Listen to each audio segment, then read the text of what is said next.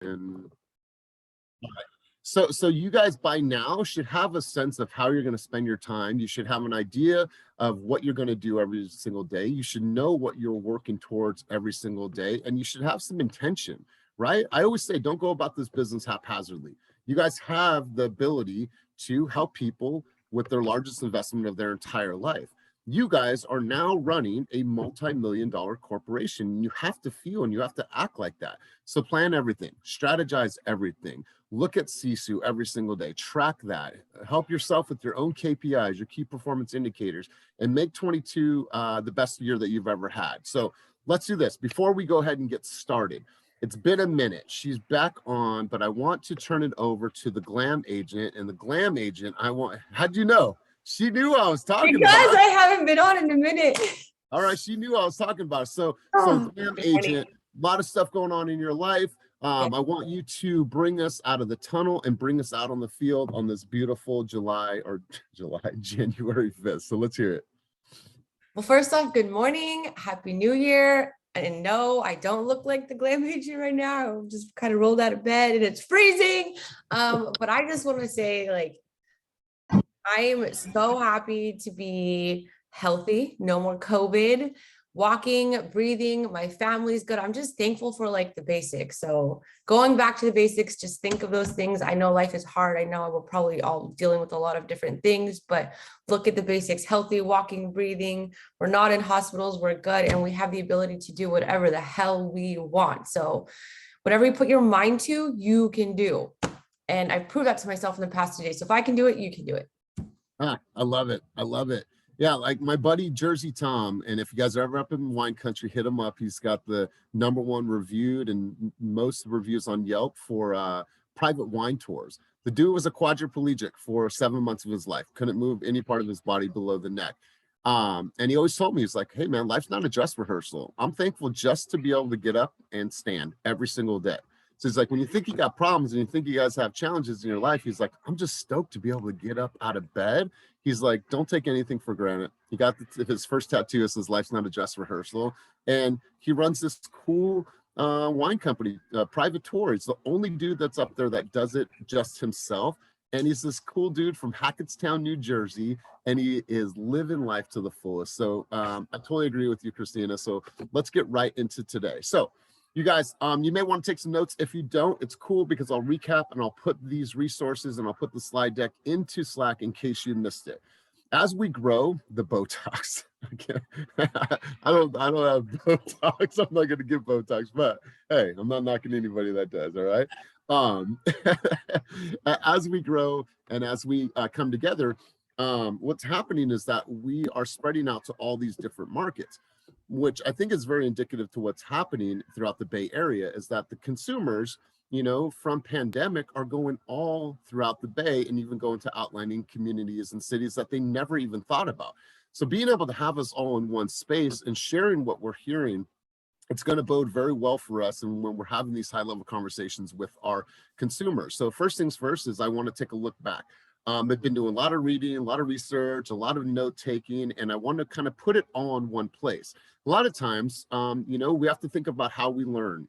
In this environment, we have 67 people in the room right now.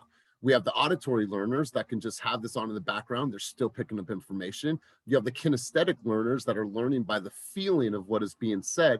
And then you have the visual learners that really look at something and that's how they learn. So what I'm thinking as we grow is we need to have the combination of all three. And so I want to share some things with you, but then also you're going to constantly see recaps after group coaching. May come that night or early the next morning, but it's going to be a recap of what we've covered. And so we're going to make sure that there's never going to be a time where you missed anything or don't know the resources.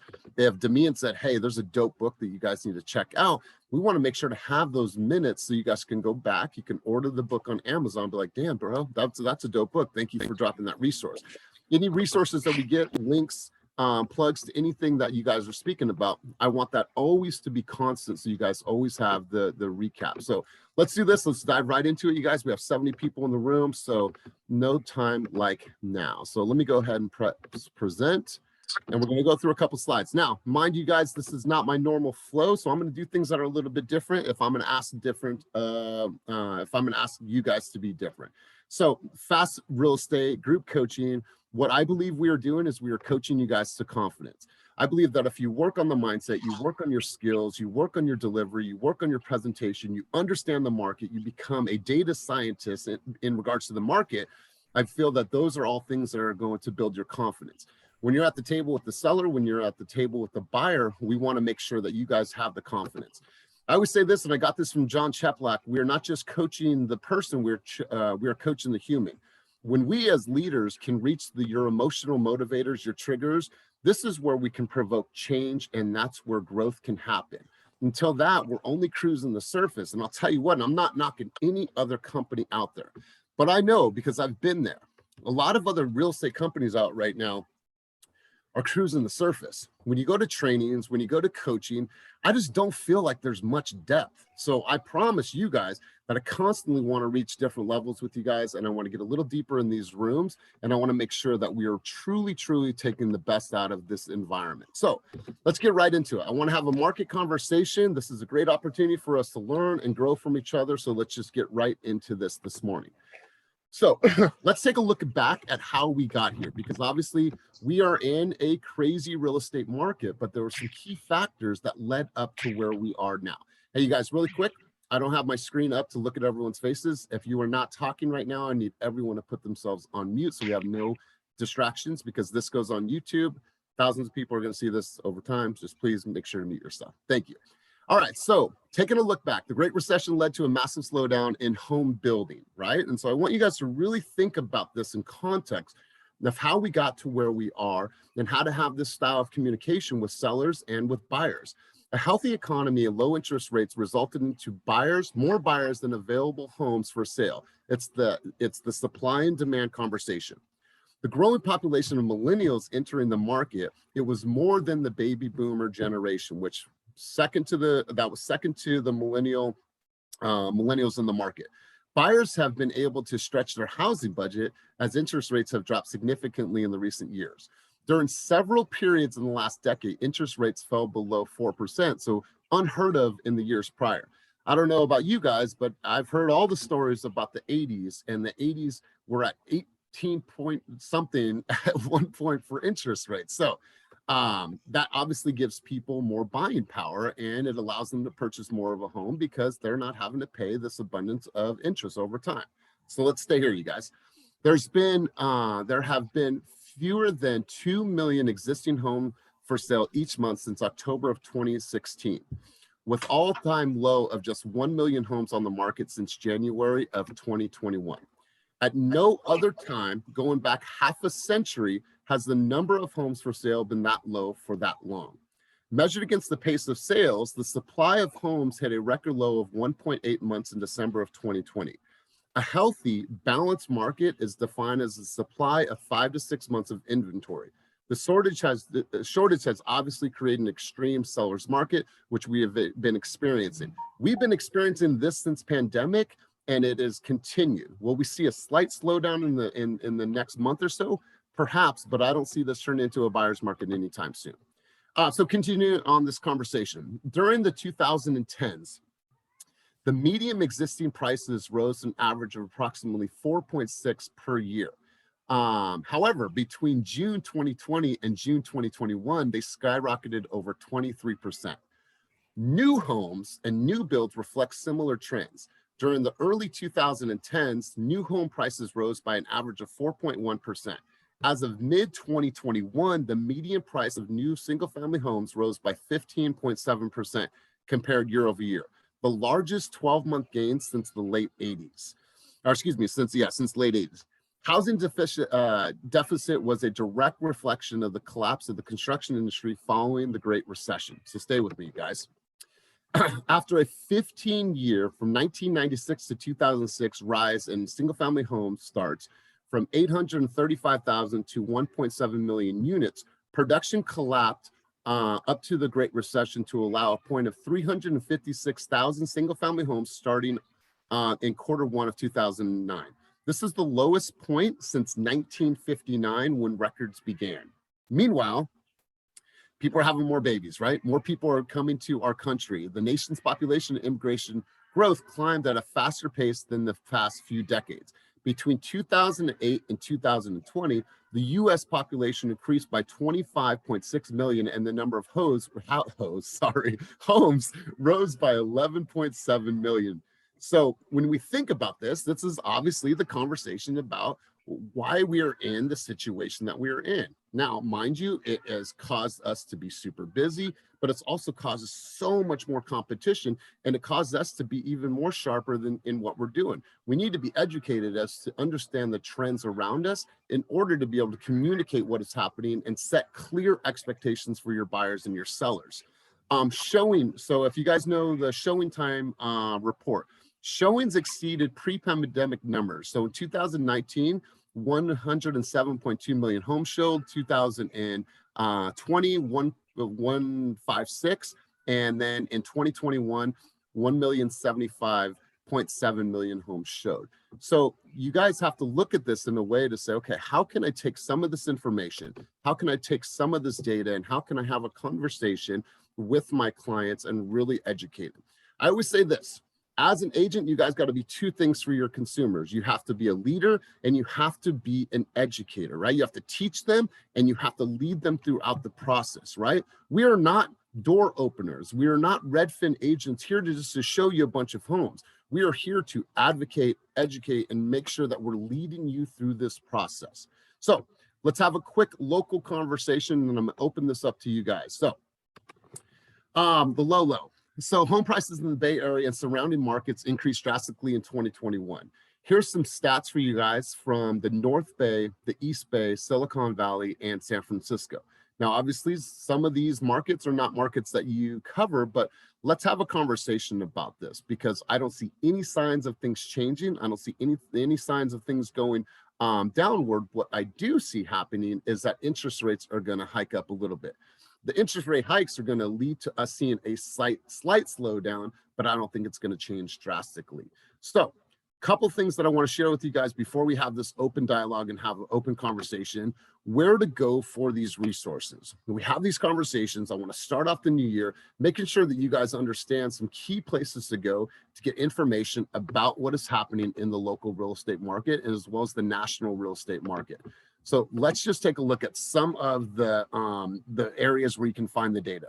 Obviously, if you don't have a Inman application or subscription, highly recommend that you get your Inman subscription paid for.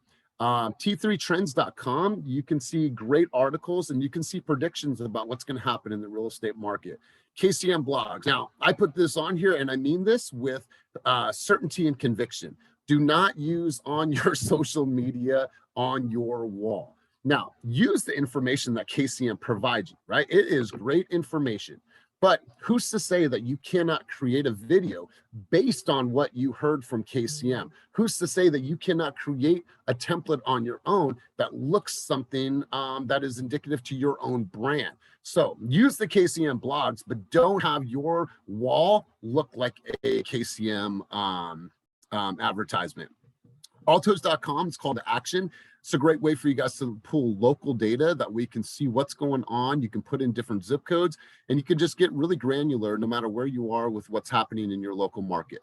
Bayeast.org, you guys, this is free no matter what. If you're on Bay East or excuse me, if you're a member of Bay East Association Realtors or not, you can go into bayeast.com, go to community information, real estate and housing statistics, go to East Bay Weather Report or the Market Statistics Archive, and you could pull up all the information that you could possibly ever need about the real estate market in the Bay Area. If you want to get historic and you want to go back and see what houses were selling for 10, 15, 20 years ago, you can pull that information up through the archive report. So it just allows you to look at the data. Nicole, can you mute yourself? And then lastly, and obviously we can add to this, is the Markets Update channel. You guys have the ability to go into the Market Updates channel every single day, every single week, a couple times during the week, and make sure that you guys are filling your cup with tons and tons of information about what is happening in the real estate market. But once again, you guys have to be super committed to learning about this business. You guys got to spend the time to read, to consume. That way you can give at a high level to your consumers. So with that being said, that's a little bit of the history of where we are, how we got here, and then a little bit of, yeah, absolutely. I'm going to put the slide deck in an email, and then Julie, I'll put that into Slack as well, so everyone will have this. So let's do this. I want to take a couple people from different markets. I want to talk about the things that you guys are experiencing in your market.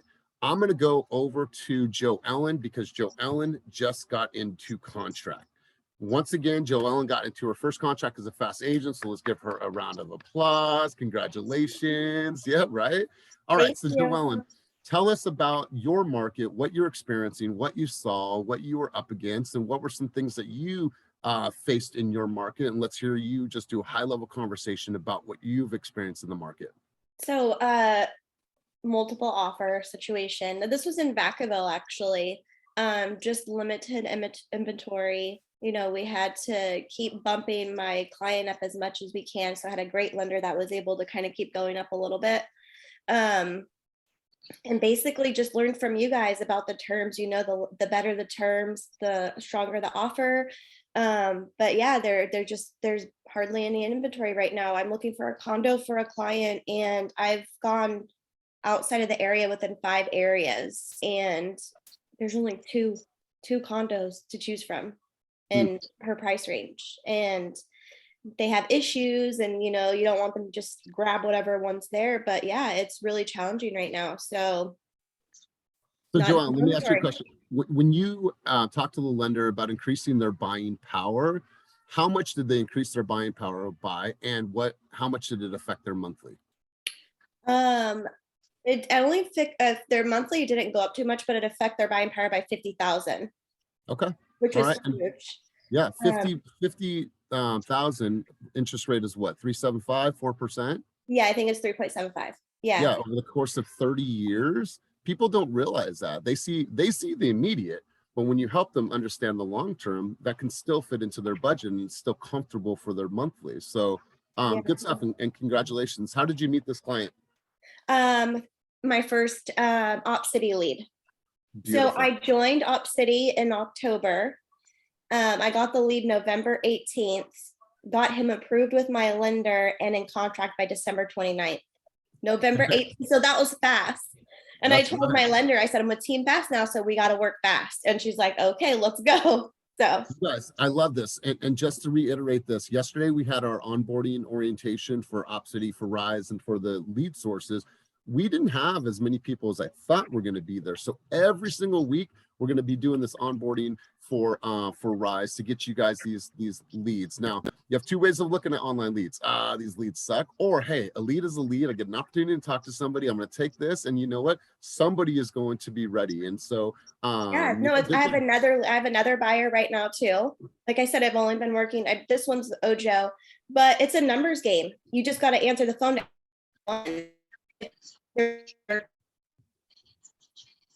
Awesome. Well, Joanne, we lost you a little bit. We're going to go over to Kwanzo. Kwanzo, let's hear from you, brother. Hey, good morning, everyone. So I just got in a contract yesterday for my client over in Stockton.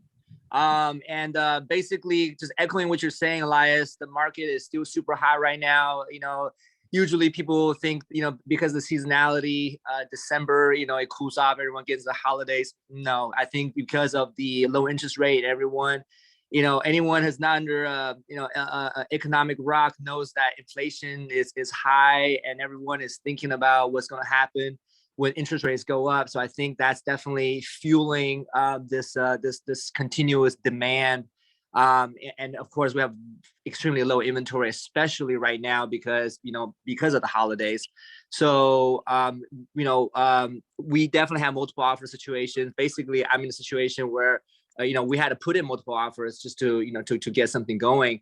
And also I think it's important to let your clients know that like they got to play ball, right? They got to be ready to go. And for my client, she had urgency because she needs to get into something before February. So she was on it. As a matter of fact, the home that we that she decided to, we actually ended up with 2 offers being accepted, with one that she decided to really move forward with. is one that came back on the market due to buyer inability to perform. And she was one that found that. She came back to me and said, hey, this one came back on the market. Boom, I contacted them and we were able to get it going. So that level of urgency got to come from both ends, and that's how you can really, that'll really help to win in this current market. Love this. And you guys listen to the tone, right? The tone in this conversation is really setting the expectations from the onset and letting the clients know what's ahead of them, right? This is not going to be sunshines and rainbows, right? This needs to have some clear expectations of what they're up against. And whether it takes 6 weeks or 6 months, you're going to be here to help them. You're going to educate them, and you're going to walk them through the process, and you're going to lead, right? But sometimes we miss that piece of educating early on and setting the expectations. So I'm glad that we're having this conversation. Good stuff. Let's hear from you, Bill.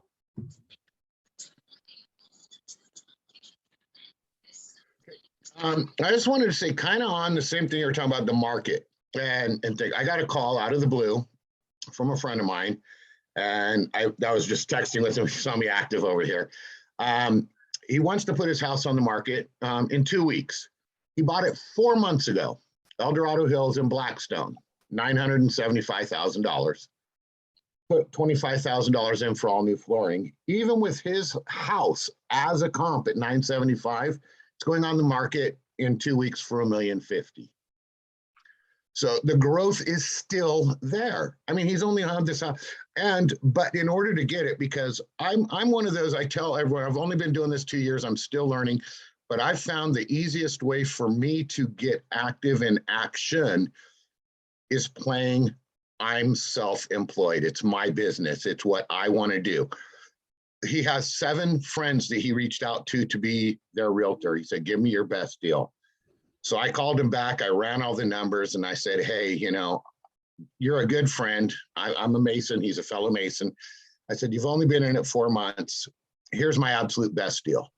You put 200,000, I got all your records. You put 200,000 down, you put 25K into a floor, you've paid your mortgage for 3 months.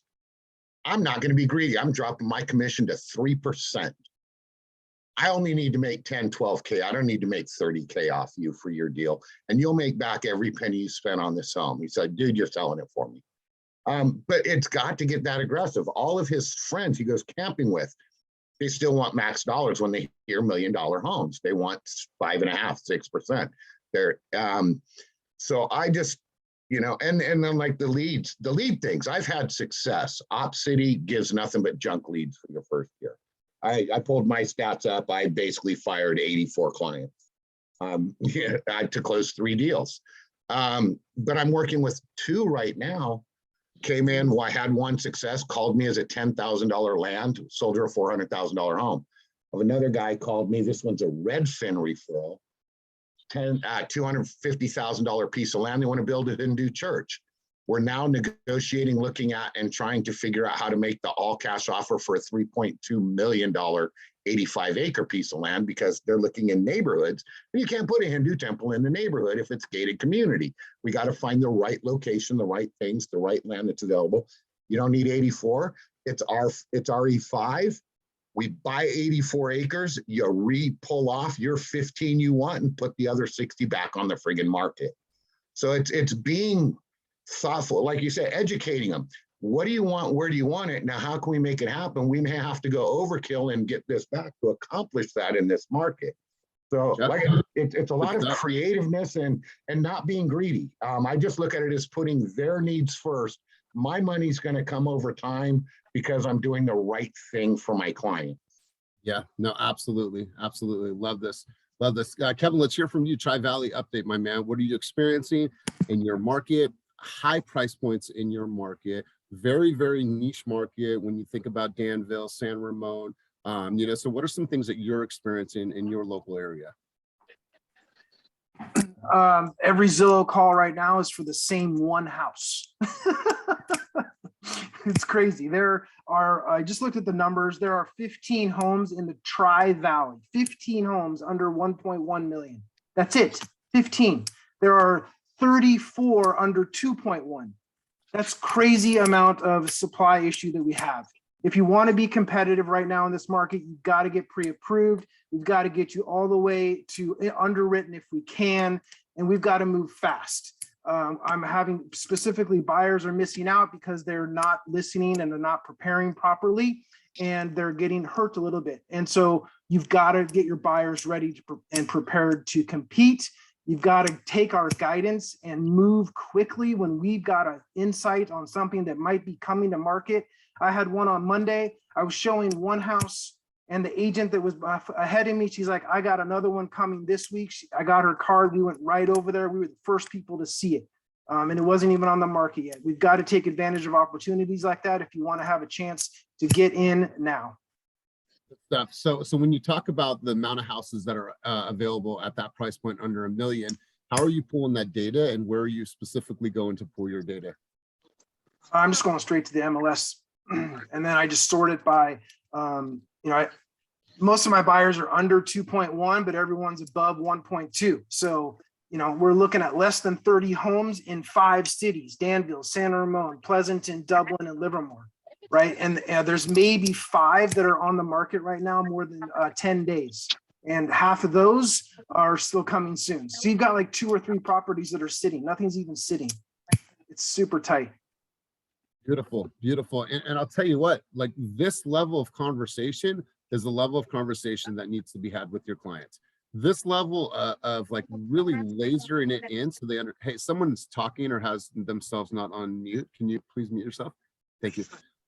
So this level of communication is where it needs to be. So I'm loving how you're looking at it and being the data dude. I think you're living up to that moniker. So let's continue this conversation. PK, I want to hear from you. What are some things that you're seeing? You've been writing a ton of offers. You've had a great last few months. What are you seeing, and how are you communicating what you're seeing in the market right now? Oakland is just crazy. I feel like anywhere else in the Bay Area is too, but there are none, like no listings in Oakland. If there are, they're just like really shitty listings. I actually had a conversation with a client of mine that I was helping them buy under 1.5. Their budget was strictly at 1.38, 1.4 max. And we toured about 5 properties, and that was really all that was available in that range. And I was able to get them to be number 2, and we could have won that offer actually, because the listing agent told me if I write at 1.38, it's theirs. And when I went back to them, it's a 2-bedroom, by the way, 2-bedroom, 1 bath. And they said, well, it kind of looks like we have a shot at this. Maybe we should keep looking because we don't love this house. And at that moment, I told them, I'm like, listen, there is nothing else coming to market in the next at least 2-3 weeks. Are you sure? And they said, yeah, we're feeling pretty good about this. And guess what?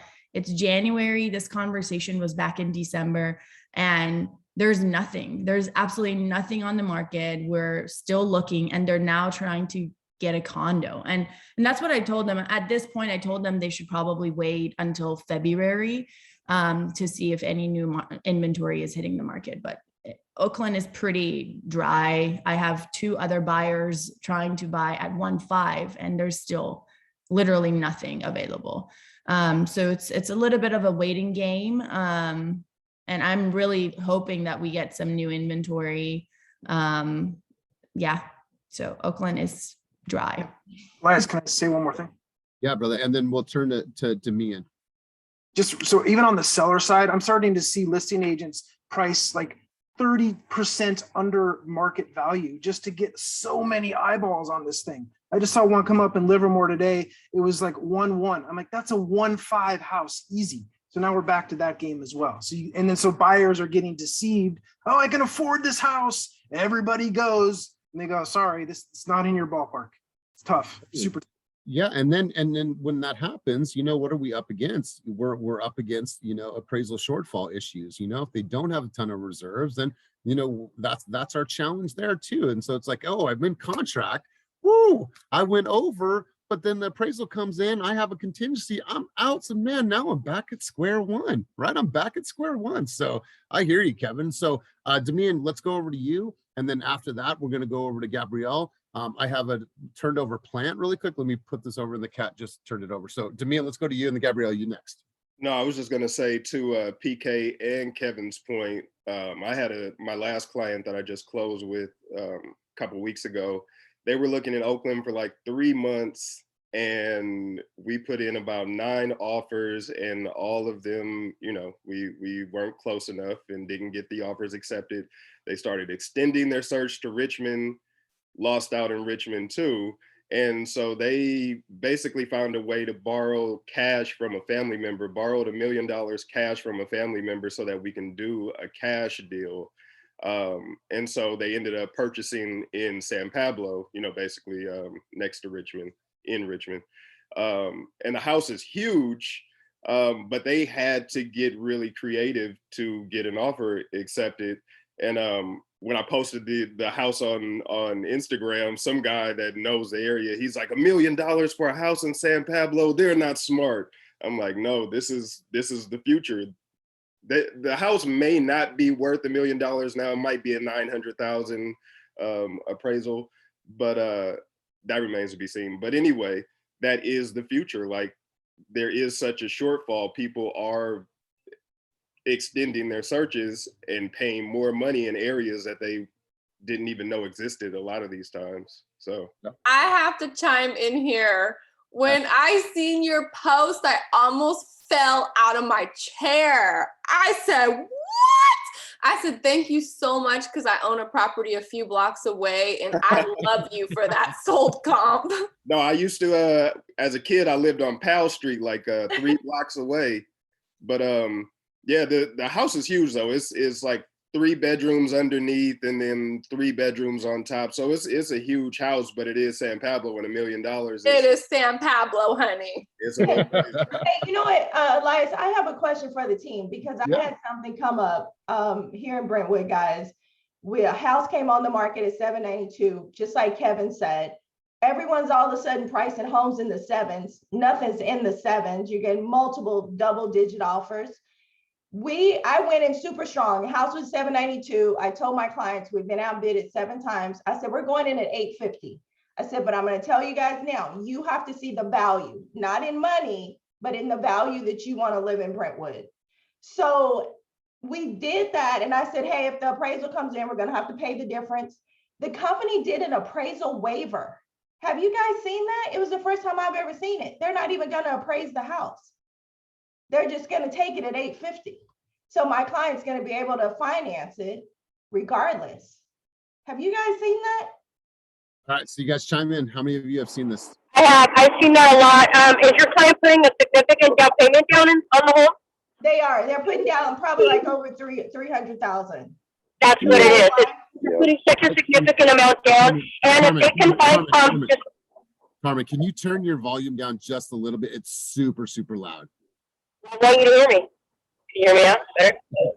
I can hear you now. Okay, sorry about that, guys.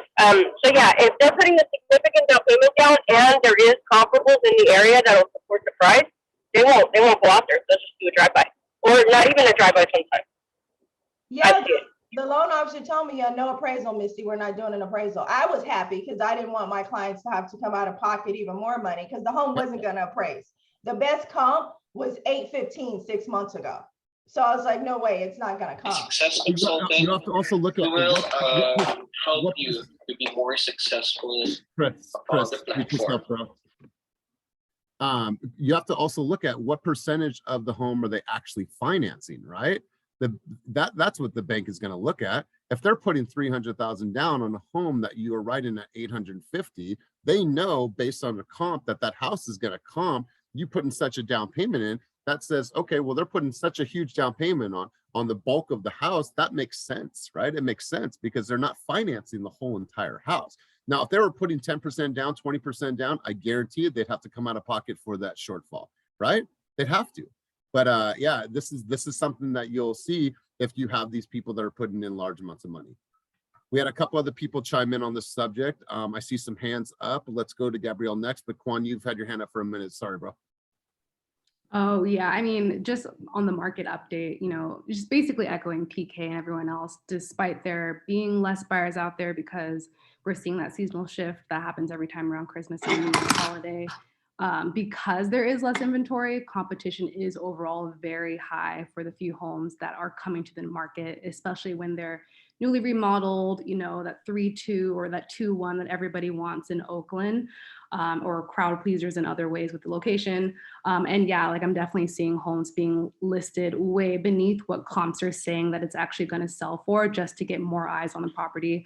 But on the flip side, there are more opportunities this time of year for those properties that for whatever reason didn't stand out in that first 10 days, 14 days. And now those sellers are feeling more motivated to get it done because they're saying, why is my property not selling? So like PK said, usually there are some undesirable aspects about those houses, but if your buyers are flexible or open-minded and can see that value, you can talk to them saying there may be a big opportunity here because it's been on the home for like 32 days, been on the market for 32 days or something like that. Good stuff. I love this. Quan, let's go to you, bro. I know that you've had your hand up for a minute. Apologize. Let's go over to you. You had a question. My arm's getting tired, man.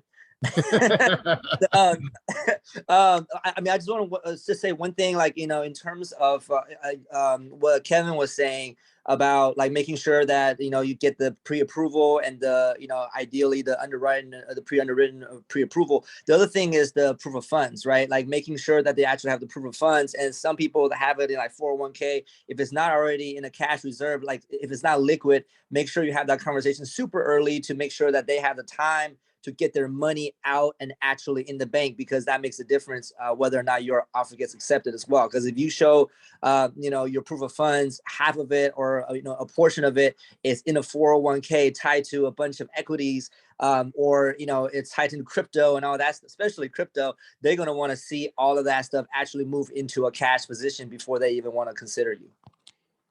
I love this. You know, I want to go back to something that Damian said is about helping people see the value.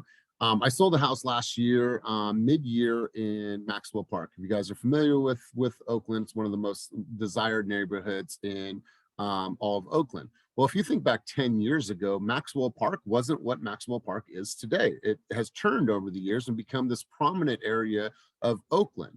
Well, our client was a lawyer for Robinhood, super, super savvy dude. His wife was some type of lawyer as well. But he's like, listen, I know that today this house is not worth it.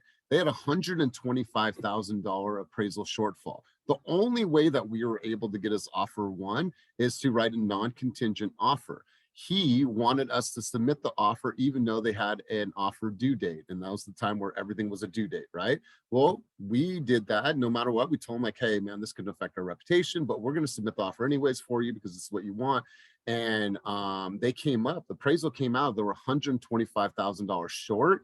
And he's like, we're ready. We know it. We borrowed the money. We pulled all the funds together. We actually have $220,000 that we were able to pull together because we knew we were here. Because he's like, Elias, I'm not looking at this for the next 3 years. I'm not, because I'm not going to be whole. What I'm looking at is 10 years down the road when my son is in school. That's what I'm looking at, right? And sometimes it's hard for them to see that immediate, but you know, that long-term vision of what's happening in the market. I met a dude in Danville, bought a house for $220,000, 4-bedroom, 3-bath in Danville. Could you imagine buying a Danville house right now, Kevin, for $220,000? It's like, it's ludicrous to even think of. But now it's like, think about the wealth that they're sitting on, and when they retire, when they pass on, what they can pass on to their families. So, you know, big vision. I love this. PK, you had your hand up again. There is your story about your buyer kind of reminded me of this buyer I'm working with, a single guy. He is going through a lot actually, like financially, because his name is very generic and there are like 10 different fraudulent like credit lines in his name that is affecting his credit score. So I've been working with him for 2.5 months trying to help him repair his credit. And we finally got the clear yesterday and he got his pre-approval. He's so stoked. And I was talking to him. He's like, you know what, PK? I just want to buy a house in the Bay Area before I'm forced to leave the Bay Area. And I was like, wow, like, tell me more about like, why are you telling me this? He's like, the past 12 years I've been living here. I'm a software engineer. I make money. And every year I'm like, I'm going to wait another year. I'm going to wait another year.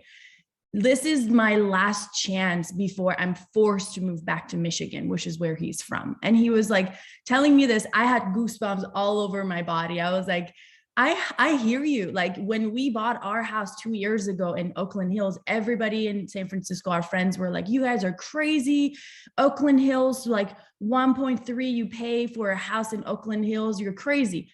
Now our appraisal for our refinance came back, it's like 165. And every single friend that I called back and I said, listen, you should have moved with us 2 years ago before the pandemic. So the more you wait, the more expensive it's getting and the shorter your budget is going to be to afford what you could have afforded today. So it's just like, sometimes we got to just be a little bit more reality check to buyers because they're not seeing it the way we are.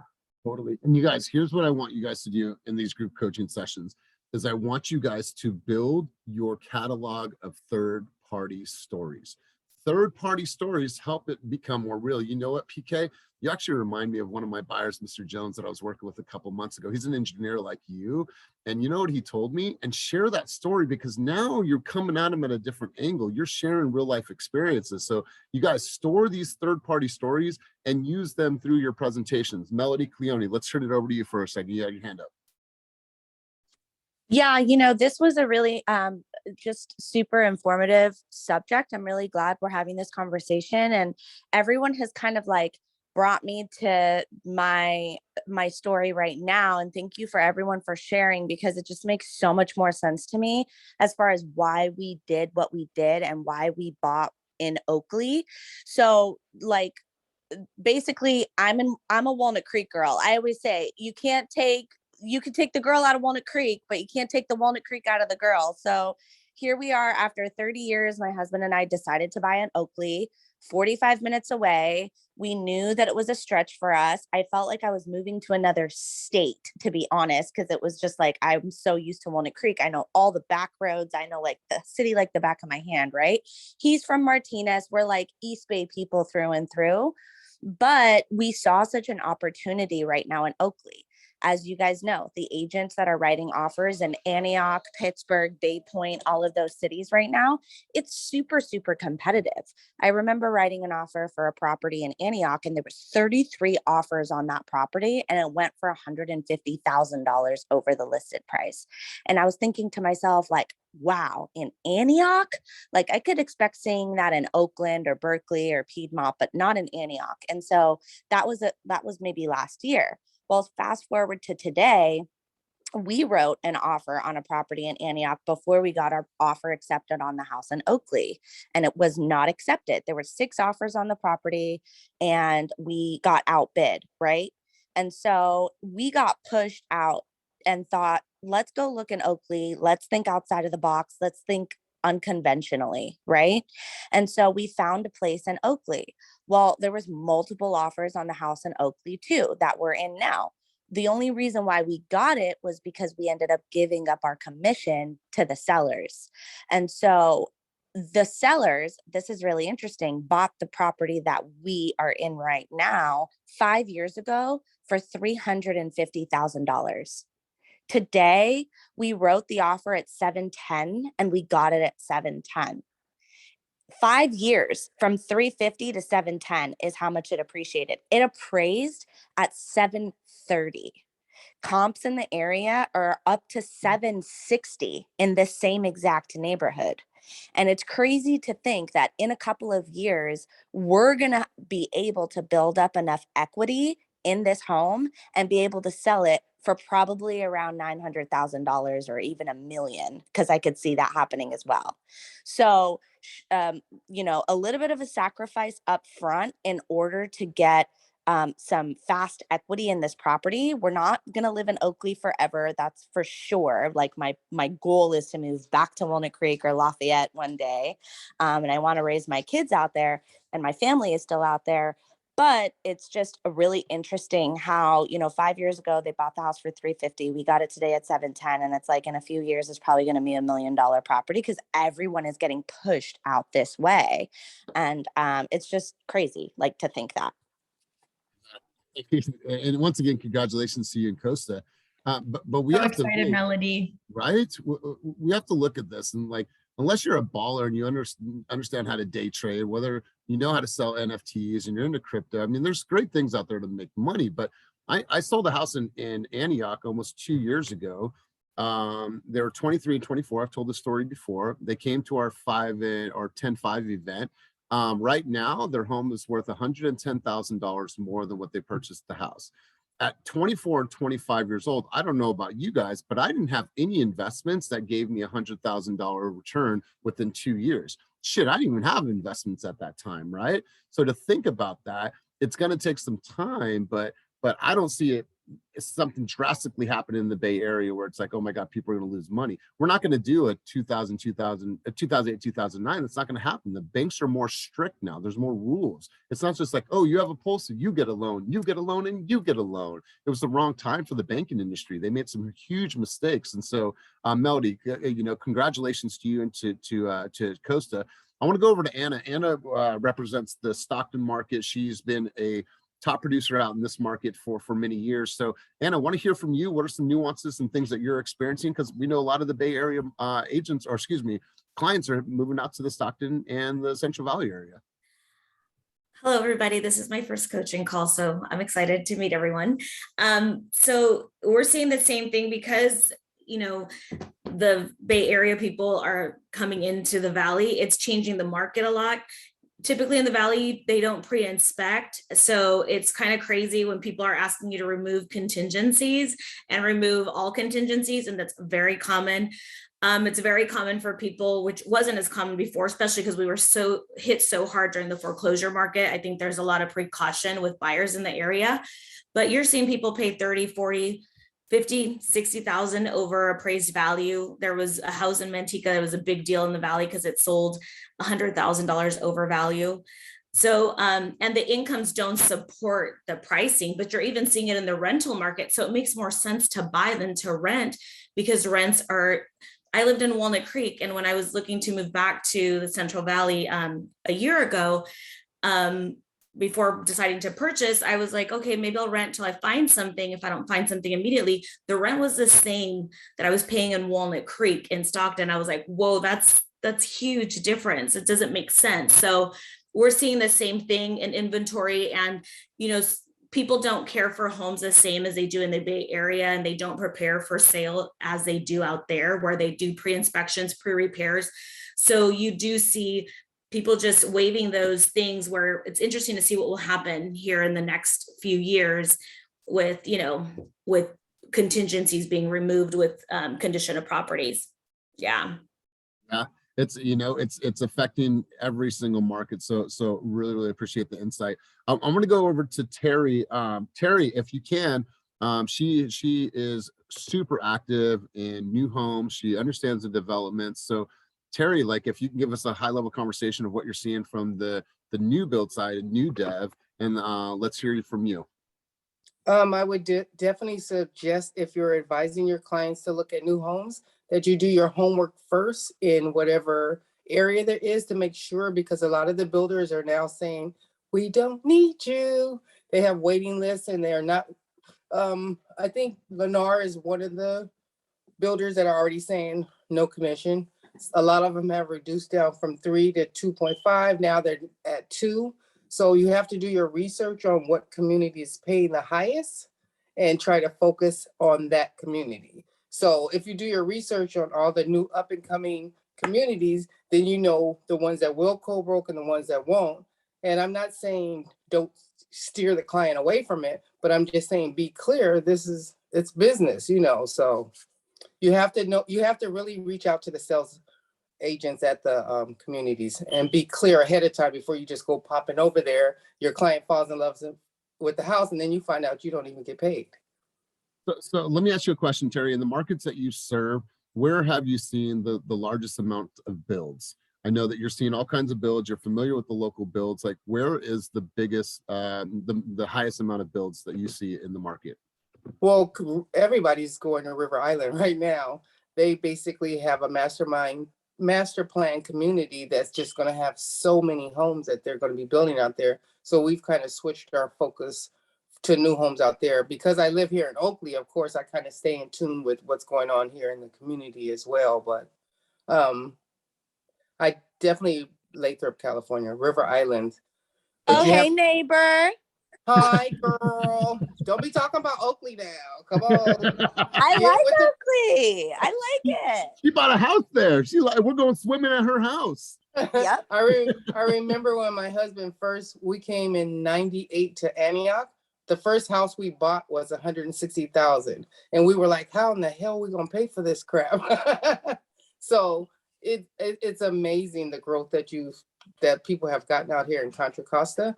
But I think what you have to do, even if you're starting young and even investing, is you have to get on the playing board and you have to not fall in love with these homes, and you have to move. Because I'm older, you have to learn how to move your money with alongside of how you're growing. Like, don't buy the house for like Melody and them for 700 and stay there. It's like, soon as the equity's there and you know your end goal is to be in Lafayette, you got to leave. You got to go, or you got to make that particular home a rental. You just got to keep moving to build in real estate. You got to keep moving. Love this. I love this. Terry, I really appreciate your insight. You guys, when we think about this, I actually live in River Islands. River Islands is a planned development of 15,000 homes. Think about that. 15,000 homes is literally, it's a city, right? 15,000 homes. I took a 6-mile walk last weekend. I had no idea how big this development was. As far as the eye could see, I could see the streetlights and all the utilities laid. They're making these beautiful lakes that need to build the houses around. You have your own private dock. It is absolutely crazy. You call it resort living. It feels like resort living. But you have the Lennars, the Pulte Homes. You have all these huge developers that are out here, and they are blowing this market up. So when we think about like Mountain House was great. You have Tracy Hills. You know, that's an extension of the Mountain House. And now you have River Islands in Lathrop. And Lathrop, if you would have thought 10 years ago, no way a house is going to sell. There's a house right down the street, purchased at $750, is back on the house market within 6 months for $850,000. I mean, starting point now it's really challenging, but I think in 2-3 years, we're going to see tons of homes in River Islands that are already over $1 million. Who would have ever thought this part of Lathrop, this piece of land, would have ever had this amount of homes built on it? And it's crazy. So if you guys aren't up on game on River Islands, you guys come peep game. It is unbelievable. We got 2 hands up, and then we're going to go full circle and wrap it up. Christina Dara, let's go to you. I have a story you guys can use. My story. I lived in San Jose, like Santana Road. It was amazing and beautiful, but I was spending way too much money on rent, and I felt like, okay, I need to grow up. So I looked at buying a house, but the only place I can afford something is where I live now, like Castro Valley, Hayward area. And I was like, I don't want to live there. There's nothing to do. But thankfully I made the move, and now I'm sitting on, you know, at least a few $100,000 of equity. And if I didn't do that, I wouldn't be in the position that I'm in right now. So when you're working with your buyers, like I have a ton of buyers that want, you know, to be in Dublin, San Ramon, but realistically, their money needs to be in Mountain House. So if you want to just paint that picture and tell them exactly what you guys have been saying, take that equity, what Terry said, and when you have it, move, go, rent out your other house and just keep going. It's like, it's a business transaction. I did not like my house. I had to completely renovate it. I hated it. But if I didn't do that, I wouldn't be in the position I'm in now. So exactly what Terry said and what Melody said, look at it as a business transaction. Beautiful. Love it. I have a friend right now that wants to buy a bunch of houses in California. She owns 6. She wants to buy more. She's looking up in Sonoma County. That's where she's from. Well, she's been investing a lot of money in the Georgia market. She's going out there. She owns a 4-plex. She owns a couple homes, and she's watching that money grow and grow and grow. And then she'll leverage some of that money to put the down payments on the homes here. And so I see a lot of friends going to different markets and buying homes and leveraging their money and extending their you know, their assets. So you guys, a really, really great conversation today. We have to pause. It is officially 9:29, but you guys, really, really rich stuff today. Thank you for sharing. Thank you for giving. And I'm sure you guys have some things like brewing in your mind now. I just want to hear from 2 takeaways really quick before we head out. Danielle, you just posted in the chat, so I want to hear from you. Danielle, what's 1 or 2 takeaways from today's session together? All right, so hey there, good morning. Hi. This is my 2nd session here. I'm actually, I just got my license issued this week. So me hearing everything here, it's so inspiring. Everything you guys are talking about this week. So what I take away today is actually understanding, because obviously I'm going to be new. I'm working with first time buyers. I would imagine a lot, and just buyers getting in the door. So just hearing these stories of how letting them, like, this may not be your dream home, like selling that to them in this way. This is what you can have now, and this is your stepping stone to get you where you want to get to. That is the biggest thing I took away from today. So you can't sell them their complete dream yet. They may not be there, but this is how they get there. They can't skip this step and just jump into it years later. That's how it's going to build. And hearing what Melody just said, like, that was the perfect example. So thank you. Thank you very much. Wonderful. And hey, congratulations on getting your license. Thank you. And welcome once again. Let's go to Margarita Molina. Margarita Molina, 2 takeaways from today's session together. Hello, everyone. Today was an incredibly wonderful meeting with all of you, and thank you for sharing. Really appreciate everyone talking today. I'm taking away that the market definitely is very scarce in inventory. We all are looking for that one property for our buyers, and I feel like it's like that in San Francisco market. And I want to thank all you guys for sharing. And yeah. Awesome. You guys, I want you to store these things that you're hearing, the stories from Melody, the stories from Terry, the understanding of the market, you know, the examples that Christina gave. You know, she was living in Santana Row and then bought a house in Castro Valley, didn't really want to live there, but, you know, look what she's done with the home and how she's made it her own. And so, you know, hearing from Misty Matthews and this appraisal waiver, all these things, you guys, like, store all of these things and use it to your advantage when you're talking with consumers. You guys, on Friday, we're going to do a high-level conversation about lead generation, and we're also going to have a high-level conversation about script role play for expired listings. This is an untapped market for us. I want to go around the room, and I want to hear from people how we're having that dialogue, how we're having that conversation, because I think there's some huge opportunities that we can be playing pickup on. Because who is in a better position to manage a client's wealth? Fast Real Estate or the agent that sells 20 deals a year? Right? We did $672 million worth of volume last year, over 800 transactions. I think we're the team that's a better position to manage wealth. We need to get that message out to the consumers in a big way, and we need to raise our level of listings in this next year. So we're going to have a high-level conversation about lead gen. We're also going to have some script dialogue. We're going to be doing some role play sessions. So let's keep the attendance high. Let's keep the energy high, and let's keep on coming at a high level. So appreciate you guys. Kenny, anything on your end before we head out, brother? Cool. Thank you for coming. God bless. That he's like Russell Simmons. All right. So, hey, you guys have a wonderful, wonderful day. I'll make sure to give an update and post the recap of this into an email that goes out to everybody. Peace, Melody, Cynthia. I'll see you guys in a couple of short hours. Thank you, everyone. Have a great day, and thank you to all our guests.